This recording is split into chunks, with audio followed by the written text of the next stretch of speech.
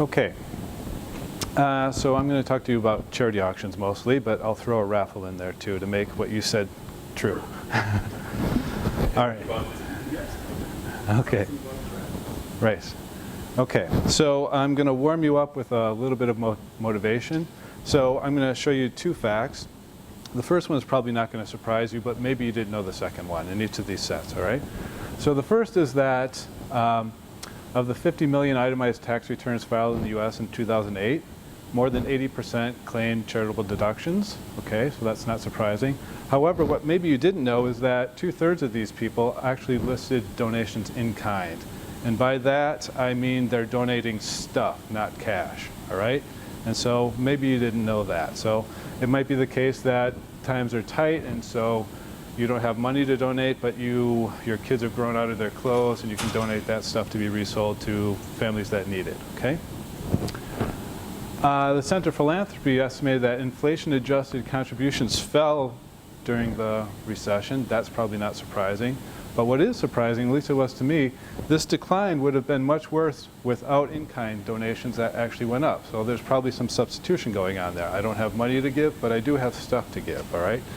But the problem for the charities is that if you give them stuff, they don't necessarily want the stuff, right? They want the cash. And so they've got to transform this stuff into cash somehow, right? So this is what I call the transformation problem for the charities. So what's the best way to convert these gifts into cash? If you ask an economist, the economist probably says this is a no-brainer. You might want to run an auction, all right? Auction the stuff off. But what might be a bit of a brainer, let's say, is which type of auction should I use? And as it turns out, for those of you who are actually practitioners in the room, there's more than one type of auction out there, right? There's lots of them, okay? So there's the familiar ones. So what I'll call the English auction is probably what you think of as a live auction. So when you think of an auction, this is probably like the charity auction or something like that, or the art auction where people are auctioning off stuff. Prices start low. The auctioneer raises the price until there's one person left standing willing to pay that, right? That's what we'll call that a live auction or an English auction. But you might have also participated in a silent auction, right? So maybe this is in a church basement somewhere. There's some art that's for sale, and there's a piece of paper. You put down your name and the amount you're willing to bid, and at some preset time, we're going to stop the bidding, and whoever's the highest bidder is going to get it for that price, right? So that's a silent auction, or maybe even a sealed bid. We get everyone together, they submit sealed bids, whoever's the highest bidder wins and pays that price, all right? So maybe you've participated in those. So those are three kinds of auctions that get used. Probably by far the most often used is this English auction, the live auction, however, okay?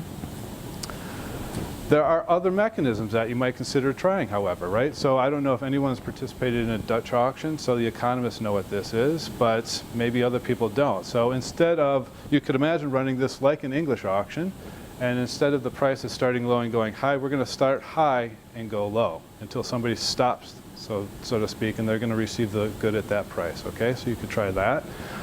But you might also try an all-pay auction. And I'll bet very few people in here have actually participated in a proper all-pay auction, but you have participated in something very much like an all-pay auction, all right? So the way the all-pay auction works, let's say the sealed bid version of this is everyone's going to submit a bid, but in the envelope in which they're submitting their bid card, they're going to tuck in their bid, the amount of their bid, and they're going to contribute this regardless of whether they win or lose, right? And so you can imagine that charities might like this, right? And there's actually a theoretical reason why charities might like this, because if you think about Andreas and I are in a winner pay auction, he's currently the high bidder. When I top him, the benefit going to the charity, the amount he was willing to pay before, goes away, right?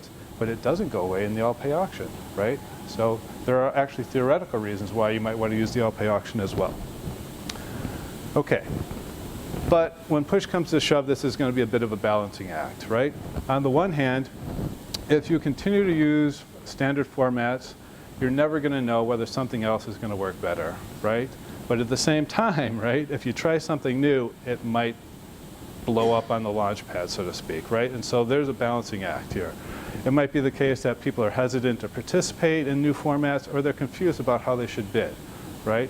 And further, if you're interested in promoting some sort of warm list, you want to guard the warm list, you don't want to scare people away. If you want to add people to the warm list, you might want to think of some sort of format that's going to be fun, people are going to walk away from and feel good about, right? So these are all concerns that you're going to have if you're actually running a charity auction.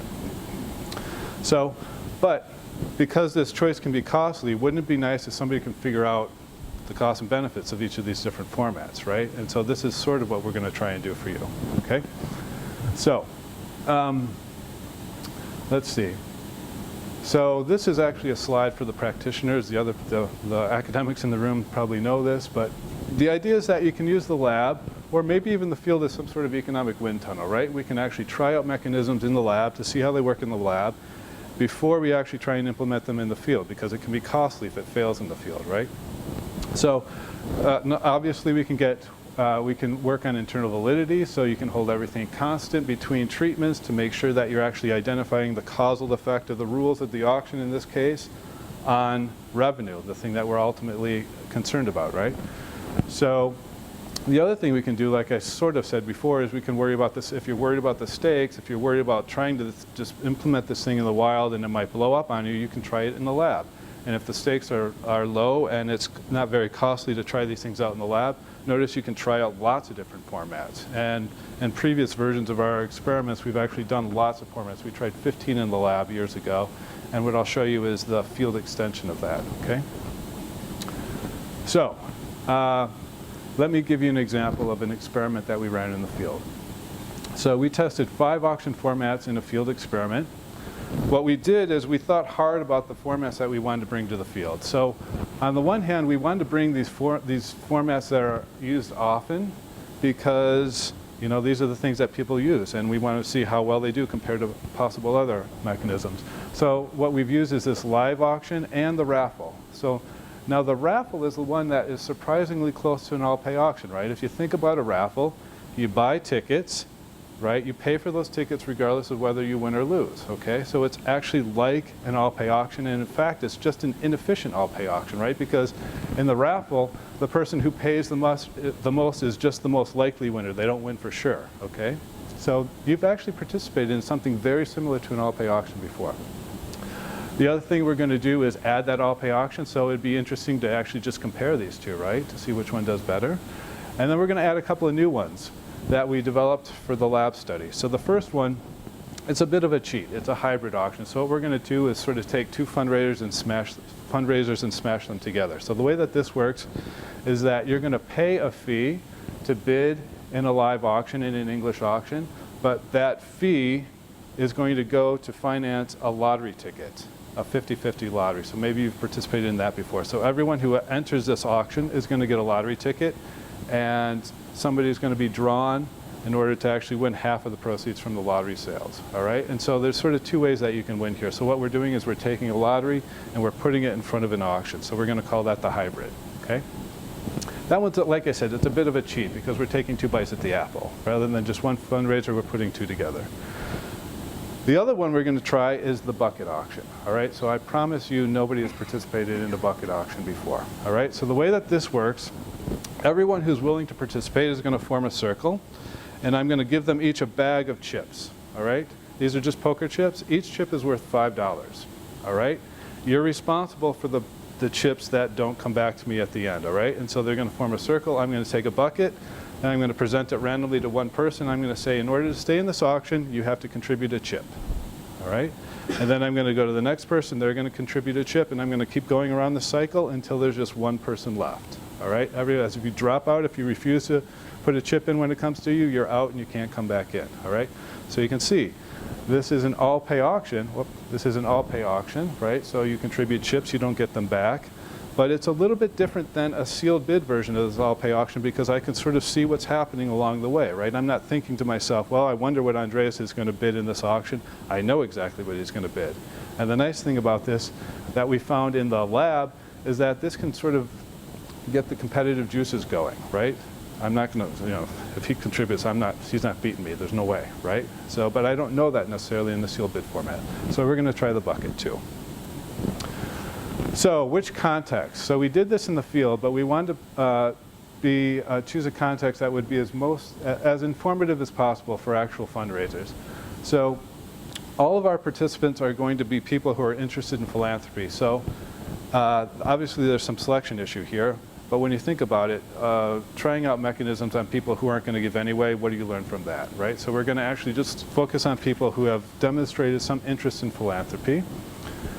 We wanted to find some organization we could partner with so that we could move from location to location and randomly assign auction formats to location, but the location would be the same more or less across settings. And so we actually chose to partner with Rotary International. So if you didn't know, Rotary has basically weekly meetings. They often coincide with a meal. And the meetings are short. They're about an hour.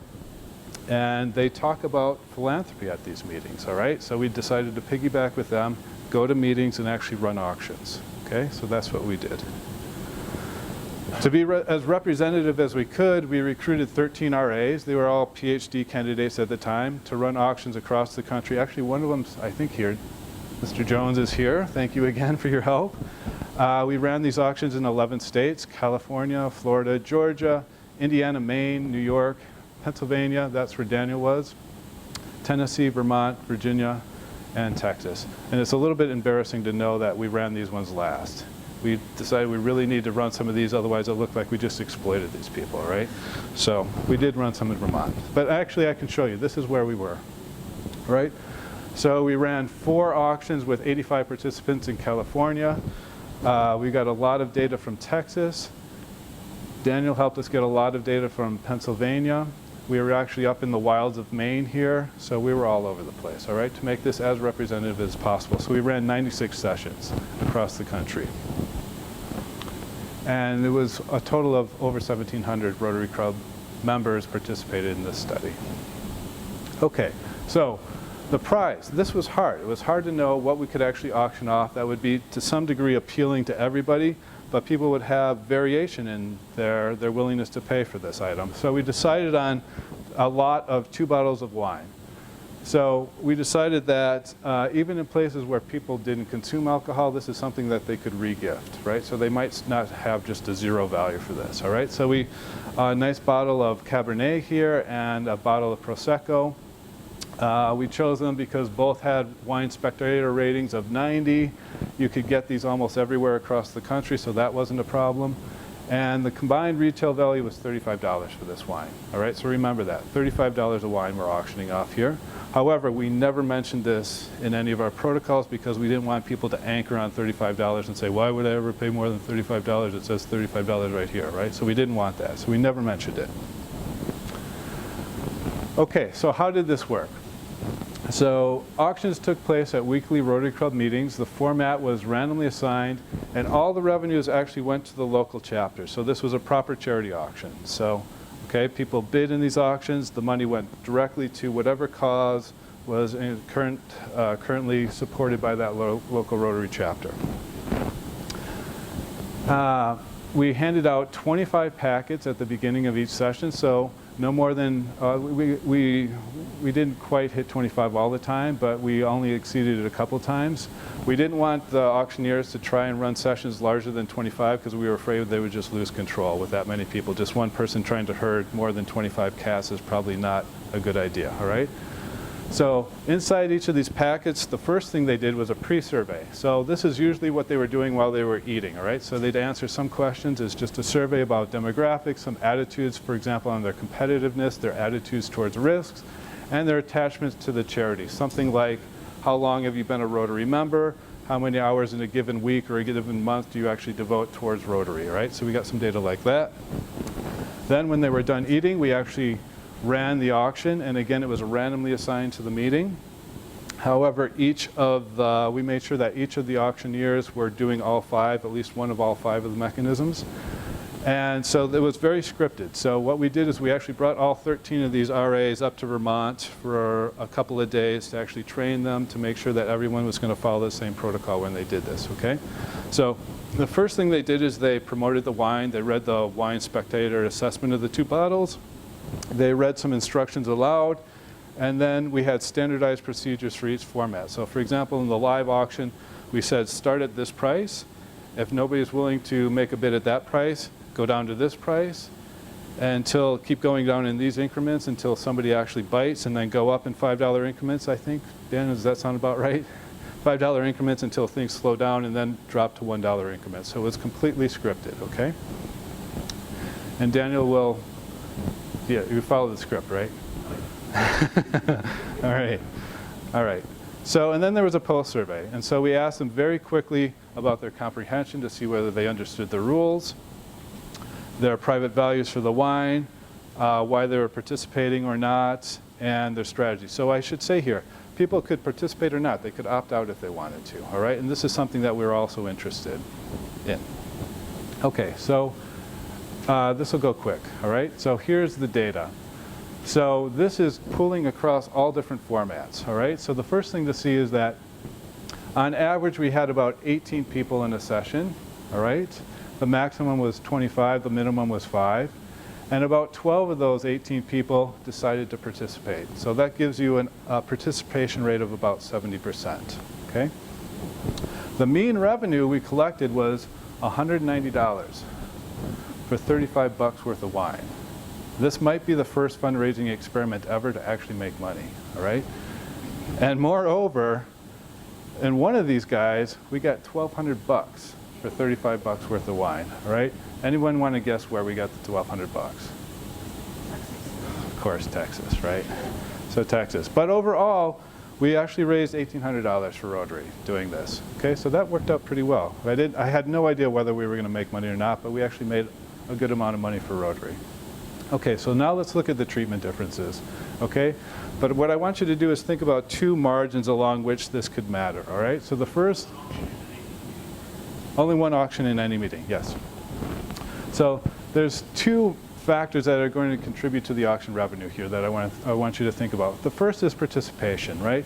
So the more people you can get to actually participate, the more likely in, for example, the winner pay formats, that you're going to get somebody with a high value who's going to bid a lot. Or in the all pay, you're just going to collect more bids. So you want high participation rates, right? So that's something that fundraisers should worry about. Is this auction going to actually draw people in or push them away, all right? The second thing is obvious, right? Bidding, the intensive margin. Clearly, if people bid more aggressively in a mechanism, it's going to raise more money, okay? So what I'm going to do is I'm going to look first at participation, then bidding, then we're going to put it all together, and actually I'm going to see whether you can predict which one does well based on the first two margins, okay? So here's participation. So this is the all pay, bucket, hybrid, live, and raffle, okay? As it turns out, the raffle actually does the best on participation, and maybe this is the sort of everybody has a chance of winning effect, right? People seem to like that in the raffle. The hybrid, this is a mystery to me, right? If you think about this as an economist, the hybrid is the only mechanism in which there's an upfront cost of participation. You would imagine that scares people away, but it actually does quite well, and it did in the lab. It did so in the lab as well. It did really well. And again, maybe this has some aspect of there's two ways I can win here, right? And that might be drawing people in. Yep, it was. We read the instructions.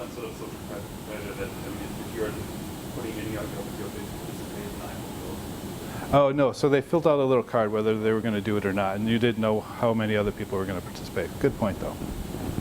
But the other thing to see here is that while these two are significantly higher than the other three, there aren't huge differences here. There's no mechanism here that's just scaring people away, including these ones that they had never participated in before, for sure. And nobody had participated in this before, I'm sure, too.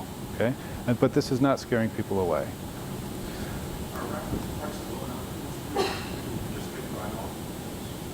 So the funny thing, my experience with raffles, I've done a couple of experiments with raffles, people like to buy one ticket, right? The mode by far is one ticket.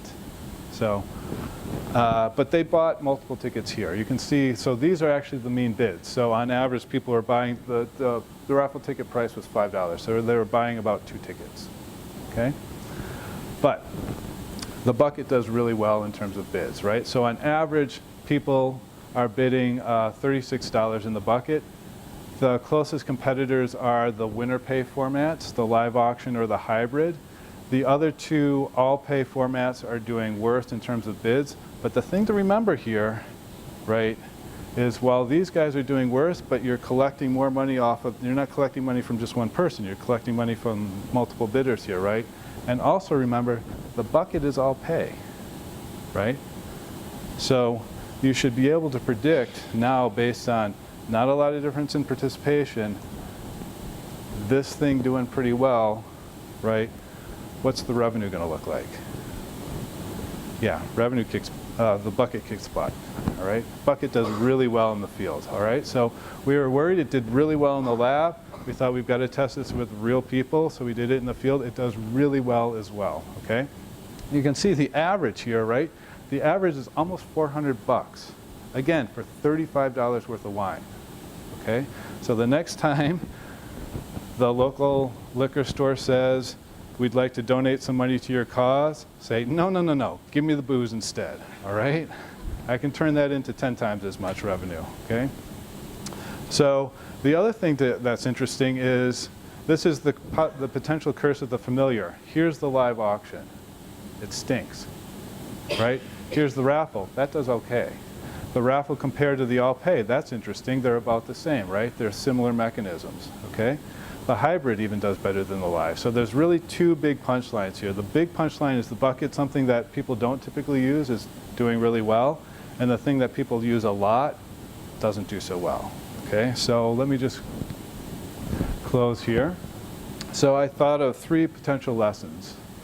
The first is that if you're actually constrained to a familiar format, go with the raffle, right? Don't go with the auction. So the all-pay nature of the raffle is really helping with the revenue.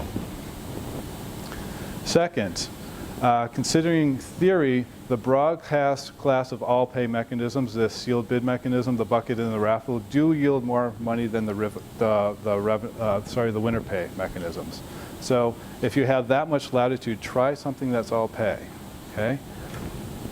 But there is a curse of the familiar here. So if nothing else, if you can avoid it, don't pick the English auction, all right? So I'll just leave it there. Okay, great, thank you. Really great stuff. So do you have data on whether the rotaries actually make more money over the course of the year as a result of this, or people substituting? Oh, how big a dent we actually made in their fundraising? What I'm wondering is whether people are substituting. They're Right. getting $1,000 Right. this year. They get a lot of it in fund auctions, Right. and less later on. Something like that. I have no idea. Sorry. Yeah. Two quick questions. One is that, do you know anything about our silent auctions even worse than English auctions? And then two, do you think that the fact that Rotary tends to be older men, if that... We can go further than that. They're old white men. Yeah, so I mean, we had to make a choice there, and like I said, there was 2 possibilities. Include a lot of people who are unlikely to actually give, or go maybe even further down into a selected population, and we made the choice to go with Rotary. We actually had to find something where, like I said, they have these meetings, they're all over the country, in fact they're all over the world, and so we needed that homogeneity across the meetings, and so it might not be the best totally representative, but we get the representativeness across the country anyway. So I should say that the experimenter fixed effects or location fixed effects aren't really driving a lot of this, although I will say they are generous in Texas. Yeah. Yeah. I see a huge paradox in this curse. That is, that most charity auctions, where there are live auctions, you're selling several things over the course of the evening. Mm-hmm. It's very well known that the first auction generates almost no revenue. Uh-huh. And in fact, one thing you try to do is you try to teach an auctioneer early on to have a very good count on maybe the second or the third item. The first time there's 3 seconds of nobody bidding, you go ahead and sell it at the first point. Right. And then you generate activity, and at least the first 3 auctions are not involved in revenue. So, yes, if you're going to only have one item, Yeah. then there's a curse of the familiar, but I don't think you necessarily want to extend that to a lot of these charity situations. Right, well, and again, you know, you might think of going back a couple of slides. It might be the case that, in some sense, the auction here is not the main event, right? I just want to get you all in the room. I want you to feel good, so we're going to run this thing to sort of work on the warm list, and then I'm going to drag you in a corner and try and get some money out of you, right? But the nice thing about the bucket is actually people really like participating in it. It's fun, right? And so it's sort of a fun way to do the all-pay auction. And as a result, you can see that a lot of that bump in the revenue is just that it's fun to do, right? Yeah. You brought the budget in a large context. You have 25 max here. Do you have a lot of people? I think what you do there is, I've thought about this, so that's a great question. I thought maybe you could have a little bucket tournament, right? You have elimination rounds, right? And you get even more money out of this. You say, okay, we're going to break this into 4 groups, and only the top 2 contributors, or only the 4 winners of those rounds are going to go to the final round. So I don't think you can, no, I don't think you can do the bucket with 100 people. Where how to do a bucket? I can give them to you. Yeah. And if you do it, I'd love to see how well it does. Okay, for one more question. Okay, thank you so much again.